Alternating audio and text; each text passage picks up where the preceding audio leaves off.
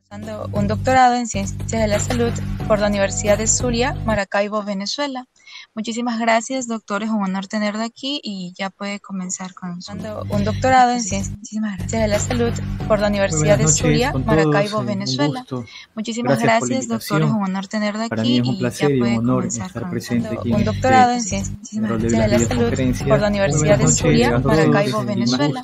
Muchísimas gracias por la Universidad de Zulia, Maracaibo, Venezuela. Muchísimas médico siempre es de aprendizaje continuo. Bueno, sin más preámbulos, también quisiera agradecer a las autoridades de la universidad, a los compañeros que forman parte de las asociaciones por esta iniciativa, por este primer congreso virtual que se está realizando en virtud de la emergencia sanitaria que nos encontramos actualmente, lo que se ha vuelto una pandemia. Bueno, el día de hoy vamos a conversar sobre el tema específico, como ustedes lo ven en su pantalla, COVID-19. Vamos a hablar de las generalidades, todo lo que tiene que ver con el ámbito epidemiológico, cómo están las cifras de casos, mortalidad, etcétera. También estamos agregando algo sobre mitos y realidades en virtud de que ustedes, compañeros, ya los que son estudiantes, ya deben, como siempre les digo a mi alumnado, deben considerarse médicos. Y siempre los primeros pacientes van a ser sus familiares y sus amigos. Entonces, en ocasiones, esas personas o algún vecino o alguien de la comunidad se comunica con nosotros y nos hacen algunas preguntas que en realidad los ven en la prensa o los ven en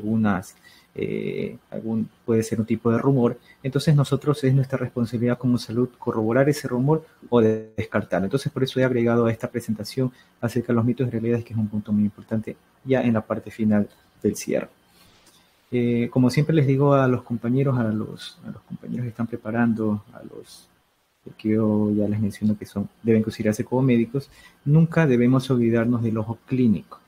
Es verdad, la ciencia avanza, la tecnología avanza, sin embargo, el ojo clínico nunca debe desaparecer del médico. Debe ser lo esencial.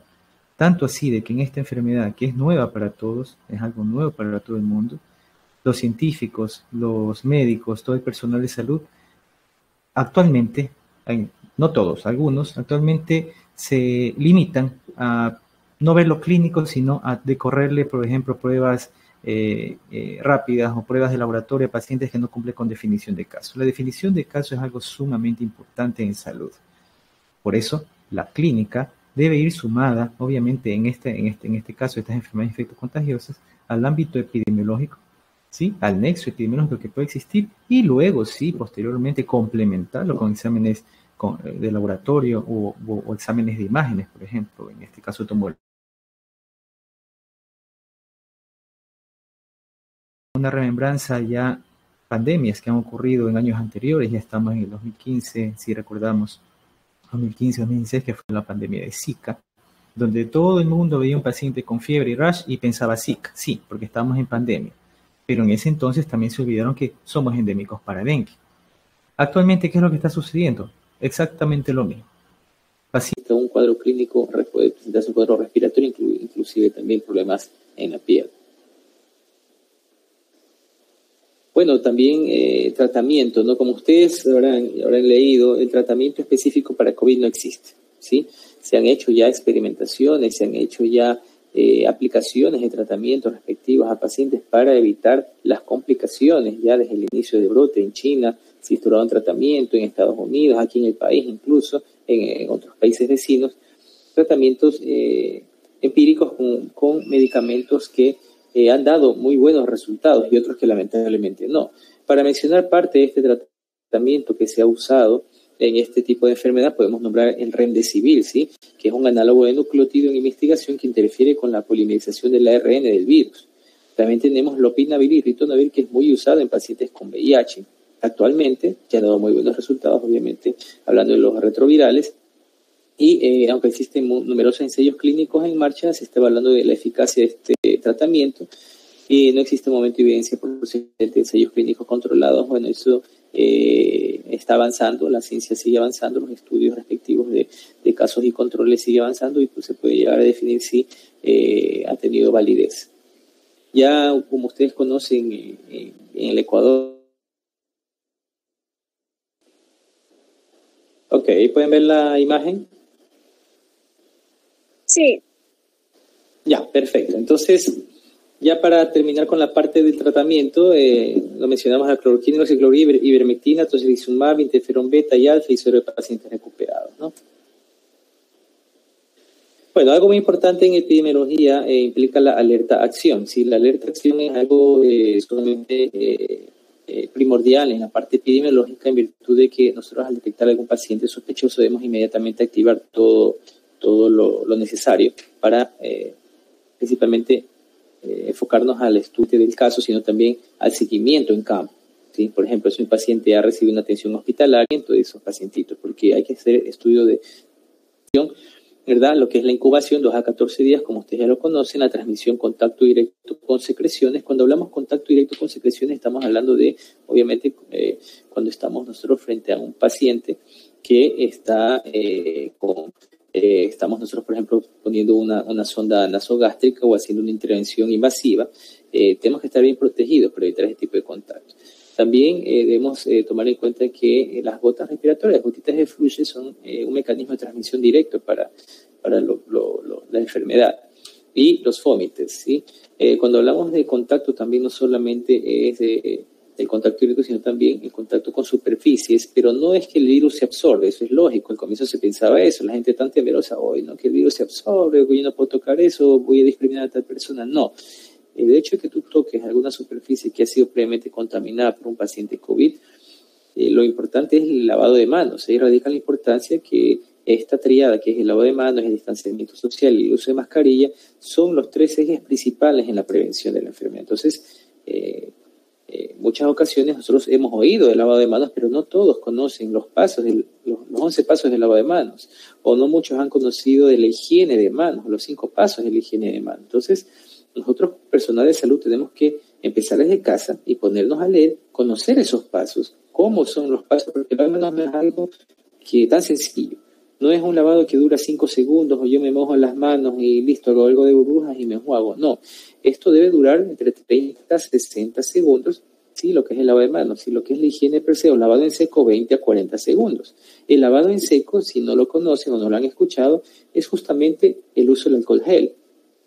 ¿Sí? El alcohol gel, pero hay que saber cómo usar el alcohol gel. El alcohol gel el alcohol per se es un fijador, ¿sí? Es un fijador y si tú no te lo colocas bien, te pueden quedar ahí prácticamente una colonia de microorganismos en tus manos. Entonces tienes que saber usarlo, saber cómo realizar los mismos pasos de lavado de manos, pero en este caso el lavado en seco, usar solamente el alcohol gel.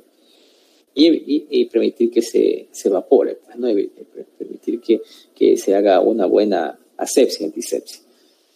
Entonces, el lavado de manos, distanciamiento social, uso de mascarilla es lo primordial. Aislar, cuando tenemos un paciente sospechoso, lo importante es el aislamiento. Paciente con mascarilla quirúrgica en zona de aislamiento en habitación individual. Personal sanitario debe estar con equipo de protección, bate de protección, guantes, protección ocular y mascarilla. Ahora, no sé si a ustedes les ha tocado ver cuando salen de compras o salir quizá con algún familiar a hacer algún tipo de gestión en la calle. Entonces lo que se ve en la calle es mucha gente, y eso más hablando en el comienzo de brote, ¿no? Gente disfrazada, usando trajes de monos o parecen momias, ¿no? Paseando por las calles. Entonces esto no es así. Esto no es lo lógico del asunto. Lo que sí se debe usar cuando uno sale de su domicilio es obviamente mascarilla, nada más. Cuando estás ya en un ámbito hospitalario, no quiere decir que todo el personal del hospital va a usar traje de mono, mascarilla, que guantes, que zapatones, que gorro, etcétera, etcétera. Sino que, dependiendo del área donde trabajes, si estamos hablando de un área administrativa, por ejemplo, una persona que trae en tu mano, en la gerencia del hospital, está en una oficina, solamente con el uso de mascarilla es suficiente, una mascarilla quirúrgica. Pero si ya el riesgo aumenta, una persona, un médico que trabaja en un ámbito ya de cuidados intensivos, sí, cuidados intermedios, donde está un paciente aislado, un paciente respiratorio, es necesario el uso de mono, el uso de traje de mono, ¿no? El uso de guantes, mascarilla, gafas, todos los implementos necesarios, los equipos de protección personal para evitar el contagio. También en lugares donde se generan aerosoles. Bueno, ¿qué son aerosoles? Aerosoles, por ejemplo, es cuando a un paciente o una persona que tiene un problema respiratorio se le realiza una terapia respiratoria. Ustedes ven cuando una persona se realiza terapia respiratoria es como el humito, ¿no? Que sale, ¿no? Esos son aerosoles que podrían también provocar contaminación en un área si es que tú lo haces en un área abierta. Lo puedes hacer en un paciente con COVID, un paciente con problemas respiratorios, una terapia respiratoria frente a todo el mundo. Tiene que ser en un área especializada, en un área COVID que se llama, un área que está determinada solo para pacientes COVID, ¿sí? En el caso de que exista este tipo de manejo de aerosoles. Y obviamente usar todas las medidas de precaución respectivas. Aquí se caracteriza principalmente el uso de mascarilla N95. Es una mascarilla más avanzada donde impide el paso de partículas de menor tamaño, ¿no? Y por último, informar sobre la enfermedad a todas las personas, principalmente a la comunidad, a nuestros familiares, amigos, etc. No generar pánico, no generar miedo. El peor pecado del hombre frente a esto es el miedo, el pánico, porque más personas mueren de pánico que por la misma enfermedad. Eso se ha demostrado a raíz de la historia. Entonces, si conocemos y somos conscientes y hacemos información de manera responsable, ténganlo por seguro que vamos a salir de esto muy pronto. Y para culminar, ¿no?, los rumores sobre el coronavirus. Aquí les he resumido sobre los rumores también, los mitos y realidades sobre el coronavirus. Bueno, aquí uno de los primeros rumores: la orina infantil puede proteger frente al nuevo coronavirus. Bueno, en otros países lo que hacen es tomar la orina de los niños, ¿no?, pensando que eso puede proteger o curar contra el coronavirus, pero eso no es cierto, ¿sí? Eso es simplemente un mito. Otro rumor también es con respecto a el frío y la nieve pueden matar al nuevo coronavirus. Bueno, como anécdota, al inicio del brote, muchos médicos pensábamos porque también me incluyo, de que la temperatura, como somos un país subtropical y se ha visto que el virus está causando muerte, en ese entonces causaba muerte en Asia, en países, en ciudades donde es un clima bien frío, y nosotros somos cálidos, no somos un país, bueno, sí, hablando de Guayaquil, ¿no? Somos una ciudad caliente, una ciudad donde el calor es lo que predomina, y pensamos que nunca iba a llegar acá, que quizás los amigos de Quito eran los que más iban a sufrir el problema, así como se tuvo una alta tasa de incidencia en los años 2016-17 de H1N1, principalmente en la sierra. Se pensaba, ¿no? Pero no está comprobado. El virus, hay virus, hay que decirlo, hay agentes etiológicos que son termolábiles, que las temperaturas extremas simplemente lo hacen desaparecer o no es factible para su supervivencia. En el caso del coronavirus es algo nuevo y nada está dicho o por finalizado. ¿Sí? Nada está determinado todavía, todo sigue en estudio. Entonces no podemos decir que el frío puede matar al nuevo coronavirus. Otro rumor, y que en otros países también han tomado en cuenta, principalmente esos países donde no hay tabús, son liberales, etcétera, la cocaína. Muchas personas que se han hecho cocaína dicen que protegen contra el coronavirus. La cocaína, o sea, con el simple hecho de ser adictiva, sí, no te causa una protección per se. No puede proteger frente al coronavirus. Así que no hay que creer en aquello, es un mito. Pueden propagarse distancias grandes a través del aire. Al comienzo se pensaba que el coronavirus, podía permanecer en el ambiente 2 horas, 3 horas, 15 horas, media hora, etcétera. Pero es un virus pesado. Sí se ha comprobado que es un virus pesado y por eso es importante el distanciamiento. Mínimo 2 metros. Cuando se dice mínimo 2 metros no quiere decir que tienes que estar 2 metros y listo. Mientras más lejos, mejor. Peor aún si es un paciente o una persona que tiene sintomatología respiratoria, y más aún si no tienes una protección. Entonces, aléjate de las personas. Lo que prima actualmente es la protección y distanciamiento social y el lavado de manos. No se olviden, compañeros. Entonces, es un virus pesado que se ha demostrado que 2-3 metros de distancia es lo prudente para evitar que te contagies. Y no se propagan a grandes distancias, ¿no? Enjuagarse la nariz con solución salina y hacer gárgaras con enjuague bucal puede prevenir del contagio de coronavirus. Pues no, lamentablemente no. ¿Sí? Muchas personas lo practican, dicen que es bueno hacer las gárgaras. Bueno, en realidad no hay evidencia científica de que estas prácticas protejan contra el coronavirus. La vacuna contra la influenza también protege del coronavirus. Bueno, lo que se pensaba de comienzo, ¿no? Veían supuestamente o hacían un sondeo de que personas que estaban enfermas con COVID, algunas, por ahí un N número de pacientes no tenían antecedentes de vacunas contra la influenza y llegaron a plantear una hipótesis de que probablemente la influenza te protegía, pero no es así. La vacuna contra influenza protege para influenza y punto. Para el COVID ya se están avanzando en el ámbito de laboratorio, en el ámbito de creación de vacunas, ya incluso se han hecho la implementación de algunas vacunas, principalmente en Brasil, en otros países, donde ha dado buenos resultados. Sin embargo, hay otras vacunas que no han dado resultados tan alentadores, ya que los pacientes han presentado efectos secundarios, por ejemplo, cefalea, náuseas, vómitos. Incluso se mencionan algunos pacientes que se han desmayado, ¿sí? Han presentado lipotimia, debilidad posterior a la vacuna. Sin embargo, ya una buena noticia que esperamos que se haga realidad, Dios mediante, ya por finales de año podríamos ya contar con la vacuna a nivel mundial. Otro mito, ¿el ajo puede prevenir infección del nuevo coronavirus? Bueno, el ajo sabemos que muchos colegas cardiólogos lo envían principalmente a pacientes adultos mayores que tienen algún tipo de cardiopatía, algún tipo de problemas en la circulación. Es muy bueno, tanto así que, bueno en el sentido de la circulación, pues, ¿no? Porque el coronavirus no es algo que se haya hecho un estudio científico de que el ajo protege. Es un elemento saludable, sí, como les indico.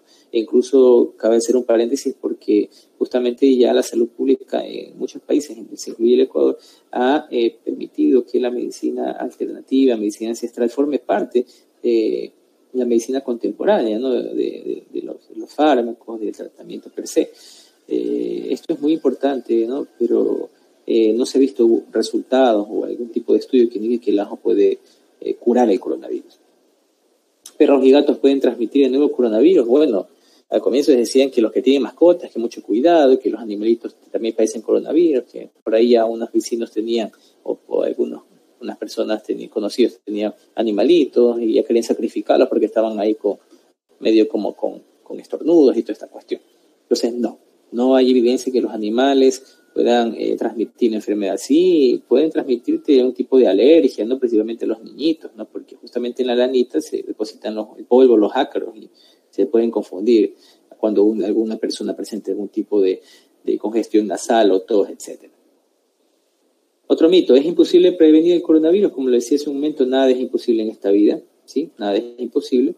La realidad es que sí es posible prevenirlo si se toman todas las precauciones estándares. Las precauciones estándares, como les mencioné, no uso de mascarilla, lavado de manos, distanciamiento social, que es lo que prima en la actualidad.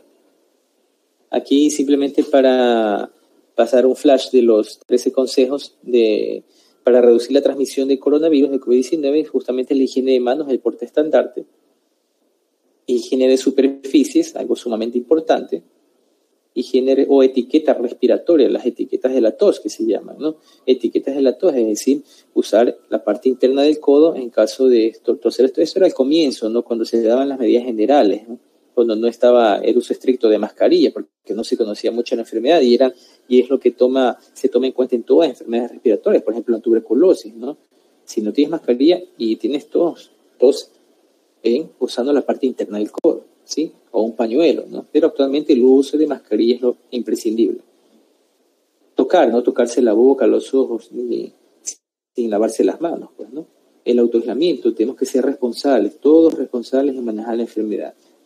Si alguno de ustedes presenta algún tipo de sintomatología muy sugestiva de COVID, aíslese, principalmente si presenta síntomas leves o si ha tenido contacto, obviamente, con una persona pues, que ha sido positiva. Entonces, aíslense para evitar el contagio de las demás personas.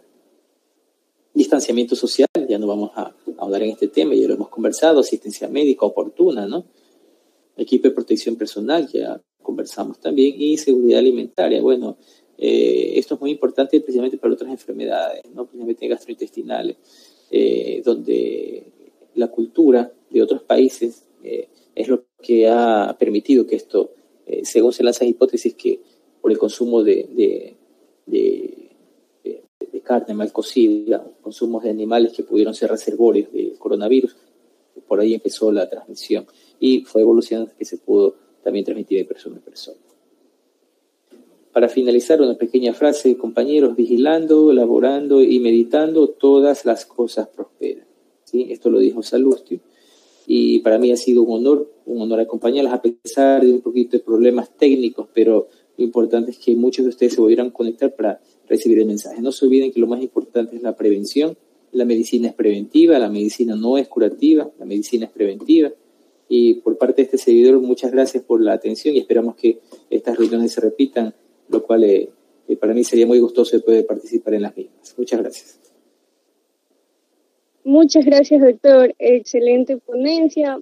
De parte del compañero Ligner Fuentes, hay una pregunta que dice: ¿qué tanta certeza tiene el tratamiento con plasma de los pacientes que hayan padecido COVID? A ver, ¿cómo es la pregunta? ¿Qué tanta certeza tiene el tratamiento con plasma de los pacientes que hayan padecido COVID? Bueno, ha tenido excelentes resultados, ¿sí? En Estados Unidos, en Italia, se ha practicado mucho este tipo de tratamiento y ha tenido muy buenos resultados, ¿sí? Hay estudios científicos que indican que en el muestreo de pacientes que han recibido este tipo de tratamiento, todos han recibido una recuperación. Obviamente no quiere decir que si estás en cuidados intensivos, estás con unos parámetros lamentablemente muy alterados y te introducen plasma, ya vas a sobrevivir. No, depende de la evolución, ¿sí? Mientras más oportuna, mejor.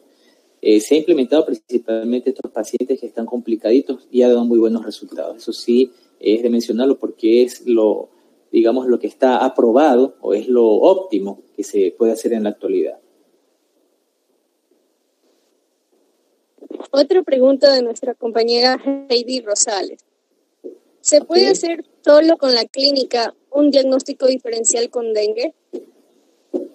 Por supuesto. Una de las enfermedades que ocupan el primer lugar en el diagnóstico diferencial de COVID-19 justamente es el dengue.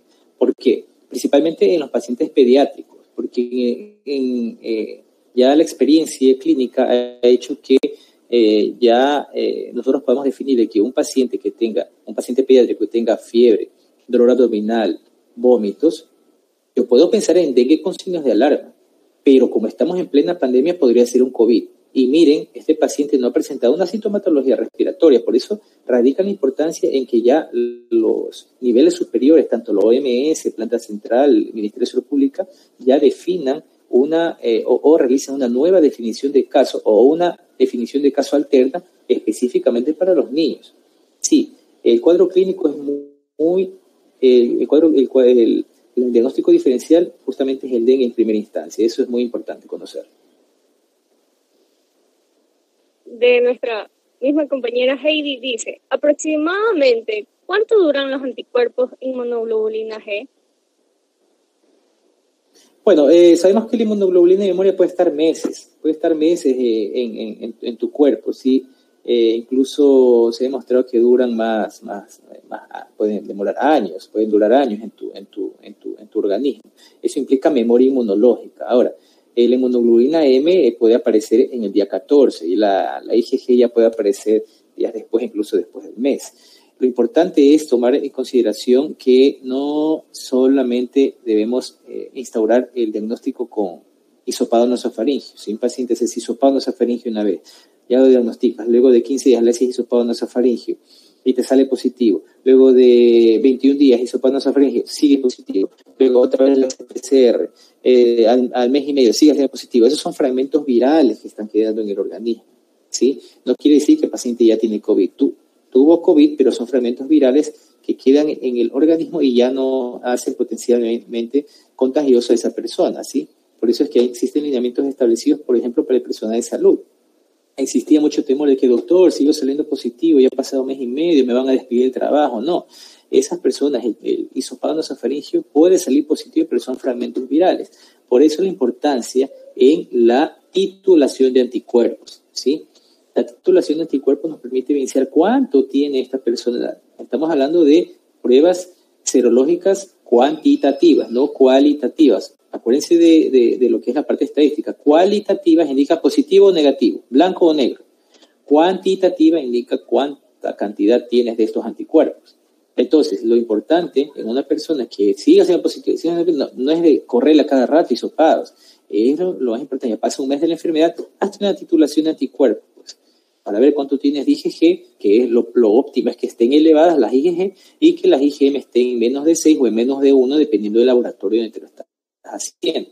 Siempre básese en los valores referenciales. Entonces, eso nos indica que esta persona ya tiene inmunoglobulina de memoria, ¿sí? Que puede estar por mucho tiempo. Ahora, hay estudios que indican que la inmunidad puede durar hasta 2-3 meses, ¿sí? Eso todavía está en estudio.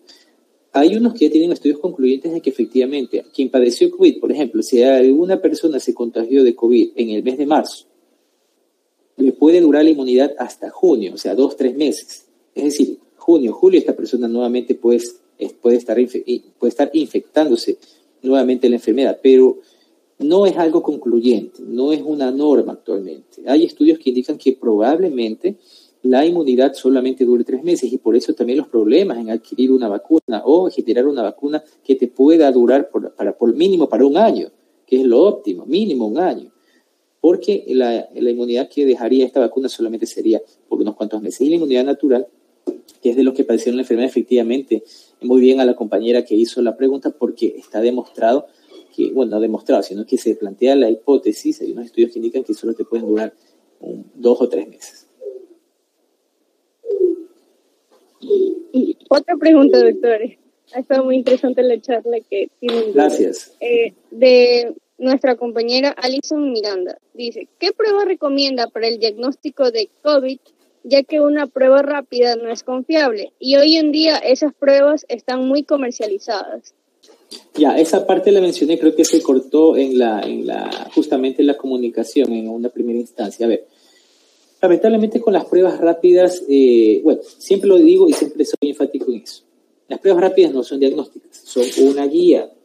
Lo primordial es lo clínico y lo epidemiológico. Sí, doctor, pero hay pacientes asintomáticos o hay personas que no tienen síntomas y se hacen pruebas. Bueno, eso ya es otra cosa. Ahora, hay pruebas que son avaladas, pruebas que cumplen los estándares para poder definir si funcionan o no funcionan, ¿sí? Dependiendo también del análisis que haga el laboratorio específico de estas pruebas y que tengan registro, ¿sí? Hay pruebas que son específicamente aprobadas para poder ser realizadas a la población, pero independientemente de eso, pruebas rápidas no son diagnósticas. Pero si tú tienes una clínica, tienes el nexo epidemiológico, ya con eso tú puedes definir un diagnóstico y le puedes correr una prueba rápida que puede tener una IgM positiva, ¿sí? Lo más probable es que ese paciente sea un COVID. Ahora, ¿qué es lo que se está haciendo actualmente en las empresas? Para que se reintegre una persona al trabajo tienen que realizar una prueba rápida, pero no es lo óptimo, no es lo obvio, ¿sí? Si en realidad se tuviera el insumo, se tuviera el presupuesto respectivo, lo más lógico, lo más óptimo sería que a todas esas personas se les haga un PCR, un hisopado nasofaríngeo para ver si específicamente es positivo para COVID.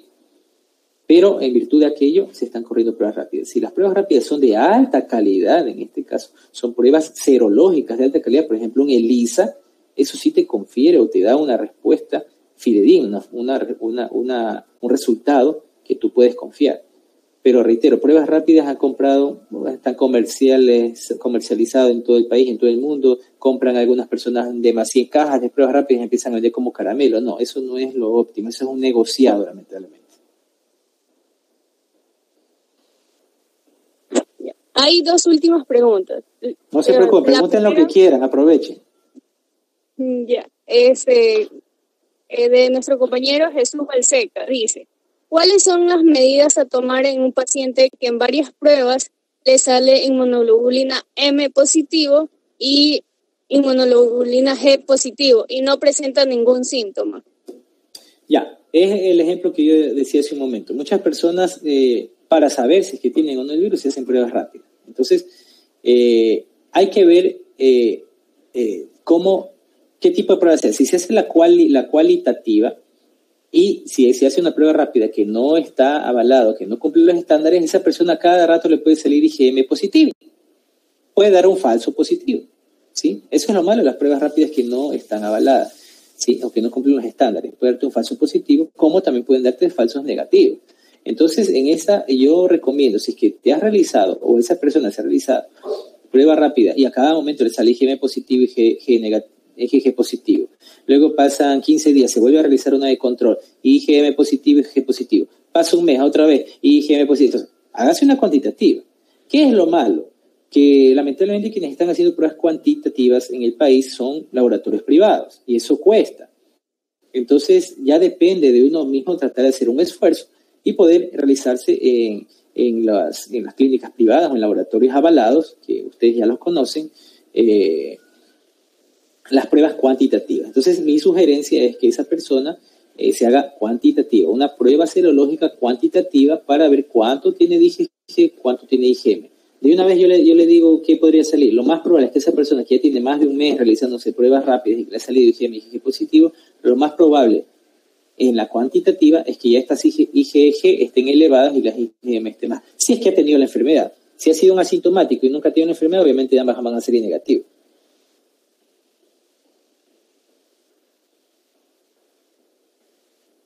Nuestro compañero Jesús Balseca dice que fueron pruebas de quimioluminiscencia.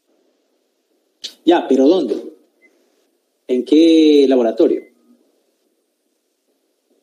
Es muy importante saber si es un laboratorio acreditado, ¿sí? Porque puede ser laboratorio, yo estoy diciendo, ¿no? Puede ser laboratorio Pepito, Juanito, laboratorio de mi amigo de la esquina que me hizo un examen de quimioluminiscencia y salió ese resultado. Entonces depende también del laboratorio donde se lo realice. Ahora, si en quimioluminiscencia y si es un laboratorio acreditado y te salió IgM y IgG positivo reiteradamente, reitero, hazte una cuantitativa. Una prueba serológica cuantitativa, no te hagas lío. O una prueba serológica cuantitativa para verificar cómo está la titulación de anticuerpos. Ya que IgG, IgM, si en ese resultado de las pruebas cuantitativas me sale una IgM y un IgG con valores por encima del rango normal, me sugiere que estás en una enfermedad, estás en seroconversión, estás en una enfermedad que todavía activa, que todavía podrías contagiar.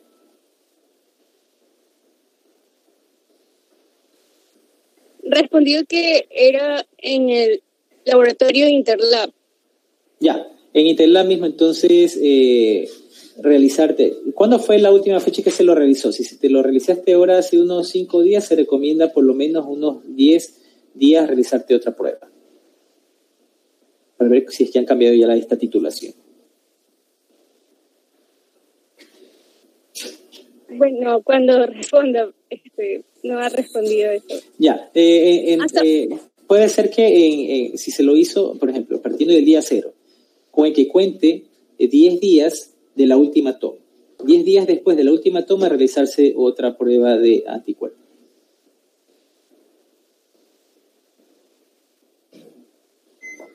Otra pregunta dice, de nuestro compañero José Cepeda. ¿Qué tan efectiva es la fumigación con amonio cuaternario a las superficies y a las personas? Bueno, no se ha demostrado en sí, cuando ustedes ven que fumigan por todos lados con amonio cuaternario, etcétera, pero hay estudios que indican que no se tiene un impacto para COVID, ¿sí? Ustedes ven videos que en Wuhan, en China, en Estados Unidos fumigan por doquier, por todos lados, pero no se dan cuenta de que eso también es tóxico, ¿sí? Y también existen afecciones en la piel que pueden causar o problemas respiratorios por inhalación de aquello. Lo que sí se recomienda es el uso de cloro, ¿sí? Hipoclorito, ¿sí? Usarlo en las superficies principalmente y tratar de el uso de jabón para el lavado de manos, para la limpieza de superficie, el cloro, ¿sí? Amonio cuaternario, algunos lo usan, pero no, ya se han hecho estudios de que no tienen un impacto para COVID-19. Entonces, si es que por ahí tienen amonio cuaternario, úsenlo, no habría ningún problema, sí ayuda en algo, pero no es que te puede decir, usa amonio cuaternario y ya está desinfectado, ¿no? Simplemente cloro es lo que está demostrado que puede eliminar cualquier tipo de germen.